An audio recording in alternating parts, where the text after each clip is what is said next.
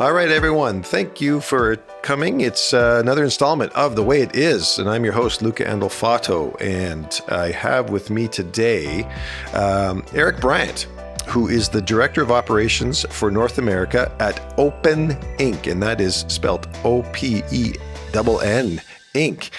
And I have brought Eric on today, and Eric was referred to me by a good friend of mine who's been on the podcast before, broker owner of Right at Home Realty, John Lusink in the GTA. And John was kind enough to connect me to Eric because John was involved in the governance parts of TREB and everything else. So he's got his finger on that pulse all the time.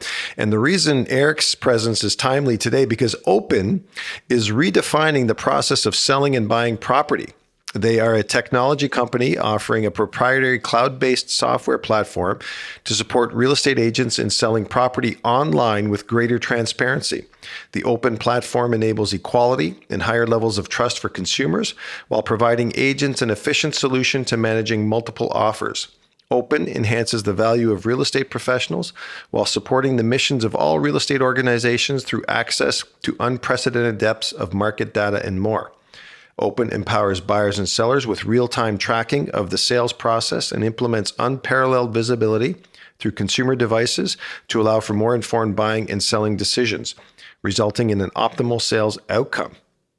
So there. Welcome, Eric.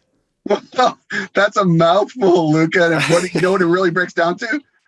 We've taken the negotiation piece of offer and acceptance and automated it so you can put it on your phone or tablet and do it 24/7, 365, nice and easily, manage it well, and all that kind of stuff. Well, you're in now. We were talking briefly just before we went live, and you're fortunate to be in Southern California, and I wish I was there with you doing this in person. And I don't know what sound bites you're privy to down there, but obviously in Ontario, given the strength of the market and what's happened during the pandemic, blind bidding and this is getting a lot of heat. It's getting a lot of attention, and it's getting a lot of political sound bites now because we are about to start an election in Ontario that'll happen in June. So, and then there's pros and cons, and the politicians saying, I'm not going to ban blind bidding. I am going to do something about it. So this sounds like maybe, and I went online and it really just gives a Wikipedia description of Openn, but it started in Australia. So maybe take us from sort of where it started to why you are where you are now in North America. So sure, no problem. It did start in Australia about 6 years ago. Two brokers and a venture capitalist got together to solve some problems, and the problems were around what we now call blind bidding. It didn't have a name then, right? But it was problems in the industry that were that needed attention, and some of those problems were having buyers blind to the fact that there were other offers, what those other offers were.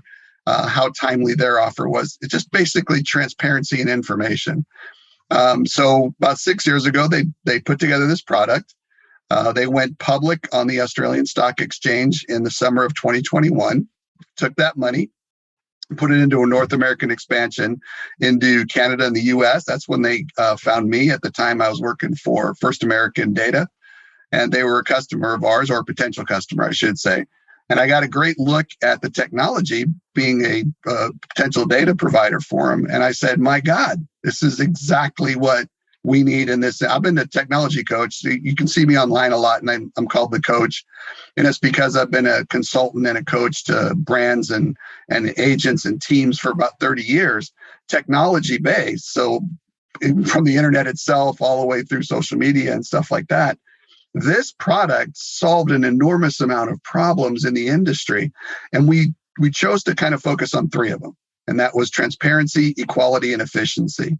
The transparency is what really tends to get the headlines, right? The ability for everyone that's participating in the offer and acceptance process to be able to see what's going on from a dashboard. So a dashboard on your phone, on your computer, wherever it might be, you get an idea. Now, provincially up there, sometimes we can show the dollar amounts, and sometimes we can't. And a lot of the provinces are working on the rules and regulations around that, because the more transparency for the consumer, the better prepared they are to be able to make these decisions. But in some cases, it's just a hierarchy. There are 20 offers currently, and you're positioned at the number 5 spot. So work together with your agent to figure out what you want to do from that point. But it's the transparency, right? It's understanding what's going on around you, what's happening in the transaction. So I'm going to make a decision that's 500,000, a million, whatever it might be. That's a big decision. Why is it that for years and years, I have to make that decision based on, number one, somebody telling me, oh, just believe me, this is what's going on. And number two, I'm not telling you, you have to make a guess at it. That's just insane. Right. We all kind of have personal references to this. What brought me into the business was my daughter, who said, Dad, she came to me crying, Dad, I didn't get the house. It was in the perfect place too, right? The right school district. It was near parks and everything she wanted in the house. So why didn't you get it? Well, they sold it for $15,000 more than I offered. And then we went through the machinations of why and blah, blah, blah. Yeah. But basically she said, and this is this phrase that drives us as a company, if I had only known that it was going to go for 15,000 more, I would have stayed in the race. I would have paid 15 more, maybe 20, maybe depending upon my situation. So we all have those stories that drive us and motivate us. And that's where the transparency really matters. To be able to have as much information as a consumer as you can in order to make that decision. And then the other two, equality and efficiency. Equality is somewhere, we're talking now about Canada, but we do business in the US and Canada throughout North America. My history is in the US, and our history as an industry is not real good when it comes to equality. We've made some mistakes as an industry. The beauty about automating negotiations and offer and acceptance is it's software. Software doesn't have bias. It doesn't see race, creed, color, sexual orientation. It sees terms and conditions and dollars. And so we're giving the opportunity for fairness and equality in the. I'm not saying we're going to eliminate it and we're going to eliminate bias. That would be stupid. But we are giving a playing field that's much more fair for everyone involved. And then finally, what the industry really matters about is that efficiency play. For whatever reason, and we can debate this over and over, it wasn't automated until now, this portion. So in order to have an automated or electronic transaction, you actually had to leave the the E-train, I call it, do all this negotiating, with FedEx packages and PDFs and drop-offs at the office, and then get back on and put it into transaction management. Now we have an electronic automated program that does that and tracks it. So we have a history, a digital history, a footprint of everything that took place in the offer and acceptance piece that brokers and agents can look to. The consumer can feel good about, and that they were treated fairly because the data shows it, or maybe it shows that they weren't treated fairly. And that can happen as well.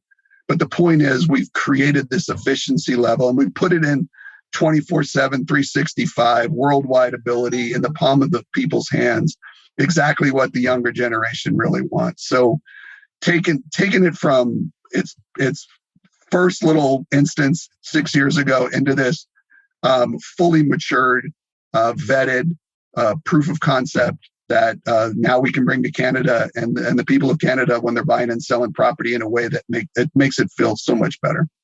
Yeah, no. And I get all those arguments and because we hear them here up here as well. I guess, I don't know what happened in Australia. I don't know what the pushback would have been, because the immediate argument here, and again, I have my opinion on this, and I'm not saying we can certainly have a cordial argument about it and a debate and all the rest of it. But what's been the pushback from sellers? Because obviously that's the one big argument, is that now you've the seller who has the ability to sell their home and avail themselves of the current traditional selling process, which is people submit their offers in secret, I guess, and then they're revealed, and then they choose which one is the best offer. Because the argument is that with this transparency now and everybody's seeing all of the bids, then you're going to eliminate the potential to optimize those dollars then on the selling side. We hear that argument all the time. Statistically, what we've seen is in Australia is sellers gravitating towards the process because of the organic nature of it, meaning we're going to reach an organic conclusion. just because we automated the process doesn't mean we're going to solve somebody overbidding. That's just a human reaction to something, but we are going to resolve the use of deception in order to get there. And 85% of sellers become buyers. They sell their house, they got to buy another one. So they're on that fence, right? They got to say, well, I want to get the most I can get for my house, but at the same time, I don't want to get hosed on the other side of it. So they understand that this humanity needs to take place in the process because they're going to be a part of it at the other side of it. They gravitate towards the process because of its simplicity and because they feel they can trust it. And I think what this industry needs is trust. That's the one thing that over the years has diminished, exponentially, is the trust between the consumer and the industry professional. It's important to us because our product functions with an agent on both sides of the transaction. That's right. Part of our go-to-market. Agents are part of the process. When you come in, you use an agent. And so it reinforces the importance of using that agent so that you're protected, but it gives you this beautiful, simple dashboard that allows you to trust the process. And so you don't feel as though the guy who sold the house sold it to a cousin or a sister or a brother or a buddy or, did something nefarious. That doesn't happen in the system. So even the sellers are looking for that trust. Did I really get highest and best? Because what we're talking about here is outliers. Those people that go crazy and go 200,000 over, it happens. Don't get me wrong. If it didn't happen, we wouldn't be talking about it. But right. It's an outlier over the 10,000 transactions. It might happen in 50 of them or 100 of them or 200, whatever the market might bear. In general, the sale of the house is going to reach its organic conclusion one way or the other, and that includes a little bit higher or a little bit lower than you would have thought otherwise. Our product and the data it provides really sets the standard for pricing, not what someone's guessing or based on what happened a year ago, 2 years ago, 3 years ago. I mean, it is real time. What's happening today? What 20 people are telling you the value of that property is. So even the sellers are on board with the process. And so I guess, and that's where I was actually certainly intrigued to see how realtors remain in the process, which I applaud for sure. And unfortunately, you hear the story of your daughter and you hear some of these stories. And sadly, Eric, you're right. I've done this for 34 years. You're always going to get bad operators, and every industry has them. So, that's the unfortunate part, because I guess for me, having done what I've done for as long as I've done it, and I in my podcast last week, not that I ranted, but we did talk about, the politics of this blind bidding and what people are saying and everything, and my counsel to your daughter, as it would be to you if we were in the same scenario, would have been, you have to put the best price you can right now on this property based on the information that I've provided you, based on sales and historical information and data and everything else, but also based on the parameters that you have within you to do it financially, right? Because everybody reaches their ceiling at a certain point in time, right? And so at the end of the day, I always say to clients, don't go to bed tonight thinking that you left money on the table. And so, when I hear the stories like that, I'm not blaming your daughter. I'm blaming the realtor that didn't say, is this your best shot? Because you know what I'm saying? And so I guess your product or this platform alleviates that to a certain degree, but is it sort of what I would call a hybrid between an auction and a normal negotiation then? Is that a fair assessment, or is that? Yeah, it's fair to assess it that way. There are two distinct issues or distinct pieces to an auction. Number one, there's a hammer that falls. At 5 o'clock on Sunday, the hammer falls, and at that point in time, it's the highest bid that wins, right? Number two, I don't care about your terms and conditions. They don't matter to me. Well, those do not apply to offer and acceptance. So with those two as a part of the process, it really eliminates the auction piece of it. By putting it into the hands of the professional, it downplays the auction side of it. And the rest of it does have some a mentality to it of an auction, but it's not. And that's very important that the industry understands. This is a tool for an industry professional, a broker, an agent, to be able to combat what are looked at as disruptors or straight auction platforms. Right. Auction platforms work very well in a lot of industries. This happens to be an industry with a very high ticket price and the ability to do nefarious things and not be protected. Now, it's the same kind of thing as going to court without a lawyer, or diagnosing your own pain in your stomach as a doctor and saying it's okay.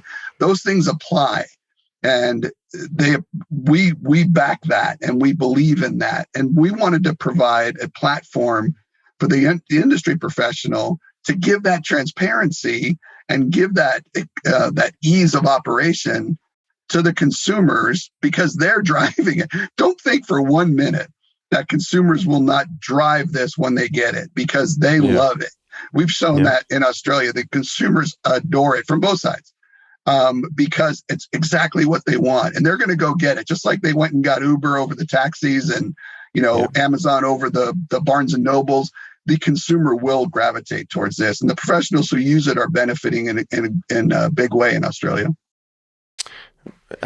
So you're aligned yourself with Canadian Real Estate Association, right? Or you're having negotiations with them, or I think if I read in the article, you're going to have some test market areas, or tell us what's happening on that end of things then. We've basically signed an agreement to test the product in a couple of markets and provide some proof of concept for the industry to move forward. So there's nothing in place that says there will be a make an offer button on realtor.ca forever.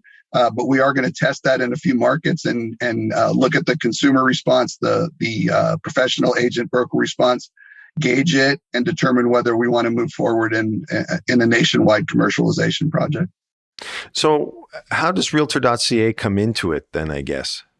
Explain that to me, please, because I'm not sure I'm following that sort of step. So.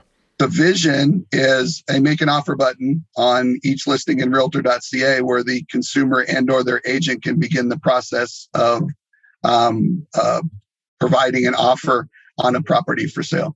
So, for example, the agent can say, go to realtor.ca, hit that button and put your offer in. Don't send me a FedEx package with a bunch of contracts in it. Everything is there for you. It's all electronic. They use the same forms that they use today. It's just an electronic version of it. They upload it. Boom.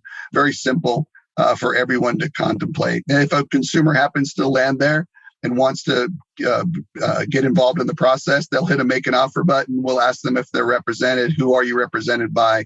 Please choose them. We'll connect them on the back end so that together they can put the offer in. And if for some reason they don't have an agent at the time, we'll suggest a list of agents and give them the background on them so that they can choose from them.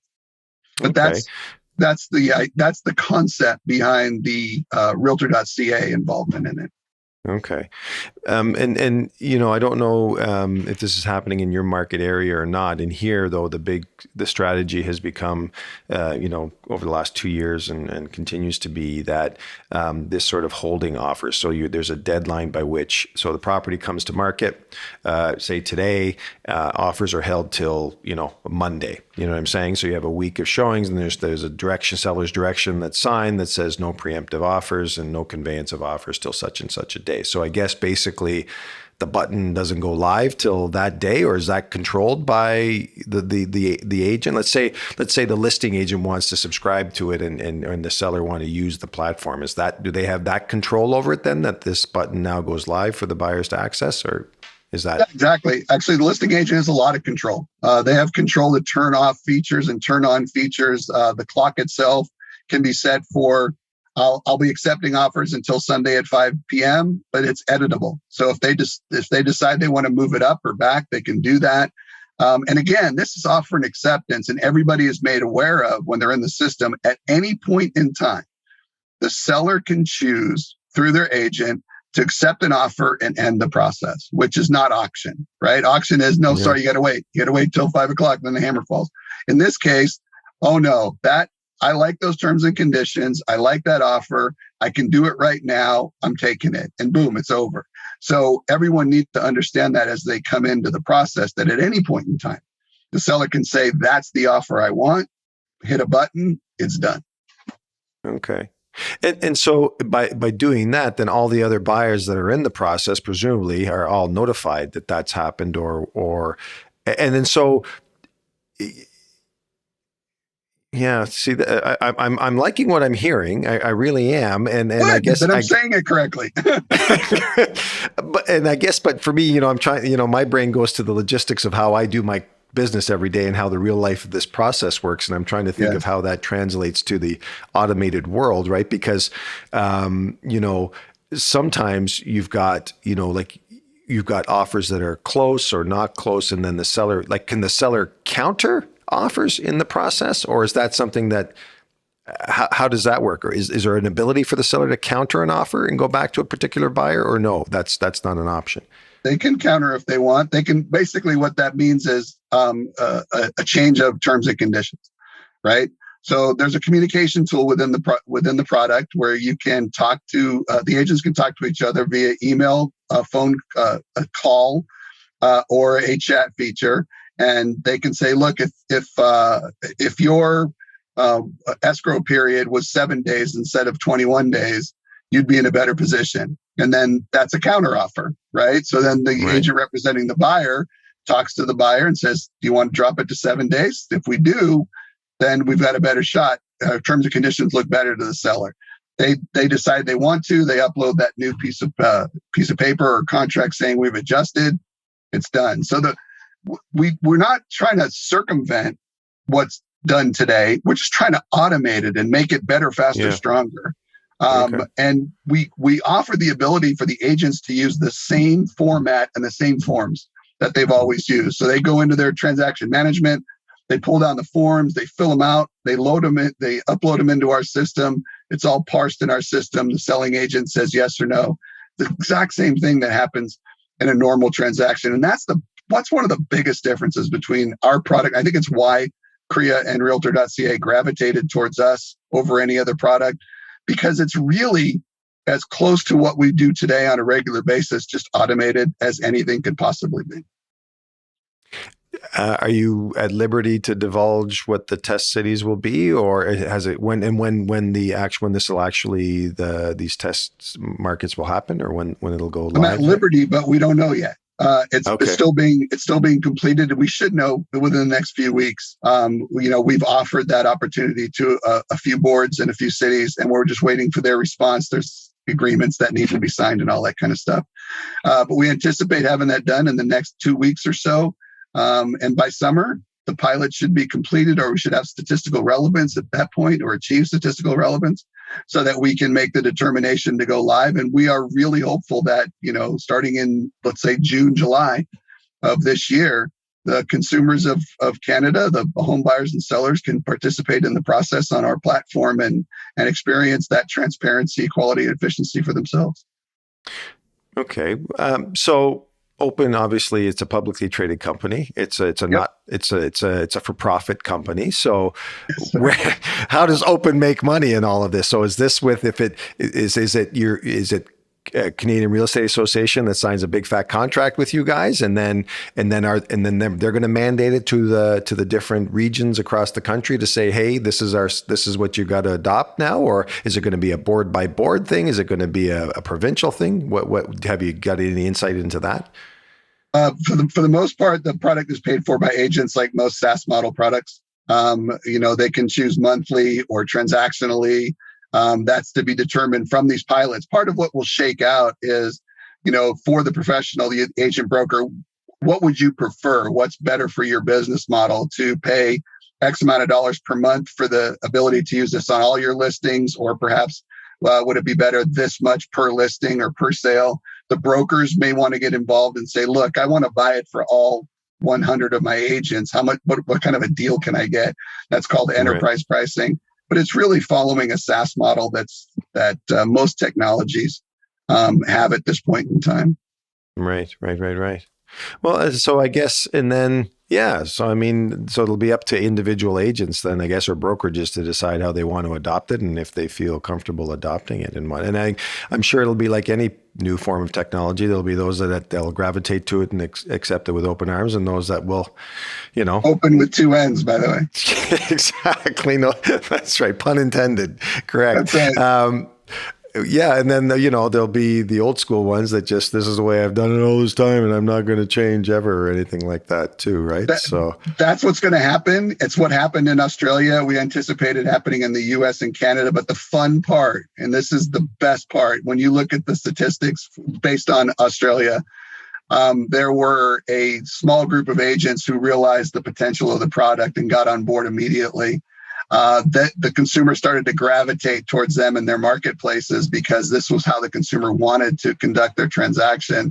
So the old guard, the ones who were like, no, I'm not going to do this. I want to be able to, but all those things, forget it. They went out the window because the consumer left and went to this other person. And so I'm going to get it now. I've got it now. So come on back to me. And it's the same thing as a lot of products, right? In this case, it is so consumer focused to want this, to use this, that the professional, even the most skeptical of professionals, will realize it and say, you know what, I need to provide what my customers are asking for. And in this, it's kind of like, I told you I'd done this for 30 years. I remember when the damn book was delivered, every Monday to the real estate office that had listings in it. A week's time went by, and you got a book with one picture, right? And the information, and you brought your customer in, you went through the book.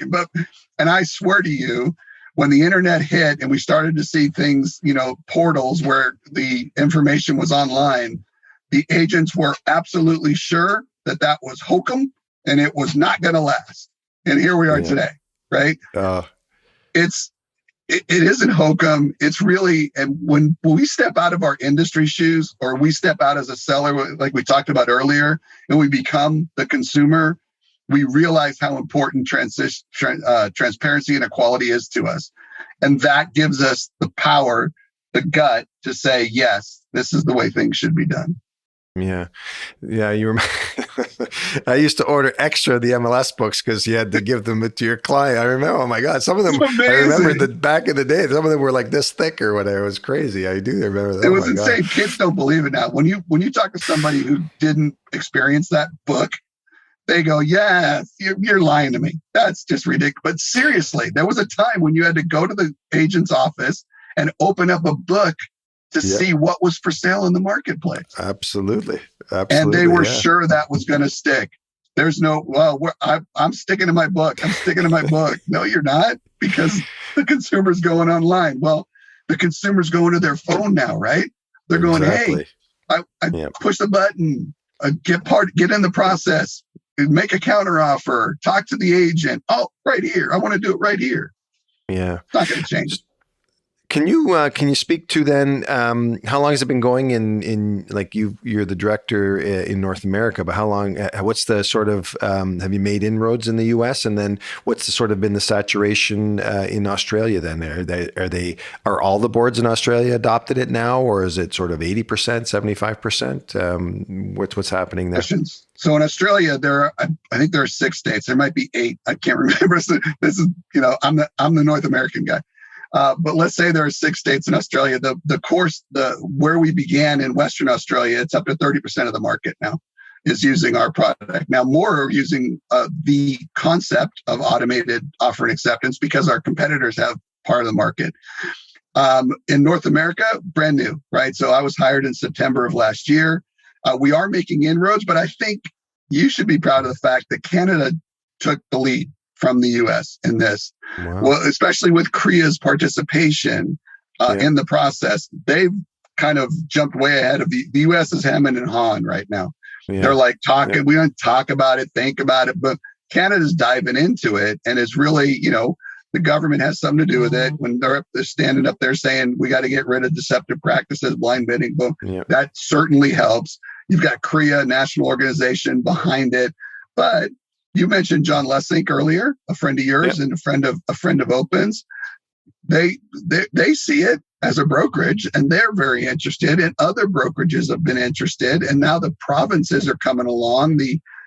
Everyone's seeing the value in it, and it's moving it in Canada so much faster than the US. So This will be a case of Openn will be far more ingrained in Canada before it's even used commercially in the US. Well, that's good to hear, and I have to say I'm intrigued for sure, and I'm if anything my immediate reaction is because certainly the consumer protection part of it, but it's also selfishly you deal with a lot of agents you just rather not deal with, and this might be a process that takes more out of their hands to, I'll use the expression, cock things up, if you will, as opposed to, you know what I'm saying? So, because half the battle sometimes is who you're dealing with on the other end of things and stuff. So potentially, I think maybe there might be a silver lining in that regard too. But anyway, good actors, bad actors in every industry. Fortunately for me, 30 years, I see far more good people than I do bad. I guess I get to say that some of my best friends are real estate agents, because it's true. 30 years, right? You end up with a lot of relationships, and the bad ones always screw it up for the good ones, and it's normally 90% good, and it's the same thing. And people shown that in Australia, they gravitate towards this because it's a fair and just and honest way to buy and sell what was probably the biggest purchase of your life, and that's really the bottom line. No, absolutely. I mean, and as well as I do, everybody only hears the shitty stories and doesn't hear the good ones, right? I mean, that's why you said the complainers are always the loudest ones. That's right, for sure. Yeah. So, listen, Eric, this has been fantastic. I really appreciate your time. It's been very insightful. I'm looking forward to hearing the updates, and I'll keep tabs. And you've got my email, so please keep me if I get keep me in the loop in terms of releases or news. If there's any, I'm sure CREA will probably let out give some news bites to its membership and stuff too. But I look forward to it. I wish you every success, and it's certainly something I would certainly give a try to. That's for sure. I would have to say. So that's all we're asking. Give it a try and understand what the transparency really means to the transaction. I think that people are gonna love it when they get involved in it. And that's, like I said, everybody is. Whether you're a skeptic at this point or not, it's like anything else. Give it a try. And base your opinion on what the outcome was and what your experience was. And I think that the same thing will happen in Canada has happened in Australia, and people will love it. I'm going to send an email to the EO of our local board here and see what channels up the food chain to Aurea and whatever we can get, and see if we can make Kingston a test market or not for this. That would be interesting. So the more the merrier, man. Everybody who's listening, send a letter. I feel like we're talking about our congressman or something. Send a letter to your congressman, but seriously. Talk to your board, talk to your broker, get involved, and tell them you've heard about the product, you've heard about the process, and it's something that you're interested in or you're intrigued by.